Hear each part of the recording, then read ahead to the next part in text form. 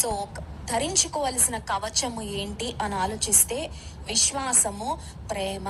నిజమే, అపవాది చాలా సార్లు మన మీద వేసే ఆయుధాలు, బాణాలు ఏంటంటే, అసలు దేవుడు ఉన్నాడంటావా, ఆర్ నీ విశ్వాసం అంతా వ్యర్థమే కదా, ఎందుకు ఇన్ని ప్రార్థన చేస్తున్నావు, మందిరానికి ఎందుకు వెళ్తున్నావు. కొంతమంది మాకు ఉత్తరాలు, ఈమెయిల్స్ రాస్తూ ఉంటారు. ఏమనంటే, అప్పటి వరకు బానే ఉంటదండి, సడన్ గా ఒక అనుమానం వస్తుంది, అసలు దేవుడు ఉన్నాడా లేదా. అప్పటి వరకు చాలా స్ట్రాంగ్ గా ఉన్నట్లు అనిపిస్తుంది ఫెయిత్ లో, సడన్ గా ఒక డౌట్ వస్తుంది, అసలు దేవుని దగ్గరికి ప్రార్థనలు వెళ్తున్నాయా లేదా. మరి కొంతమందికి ఒక డౌట్ వస్తుంది, అసలు పరలోకం ఉందో లేదో.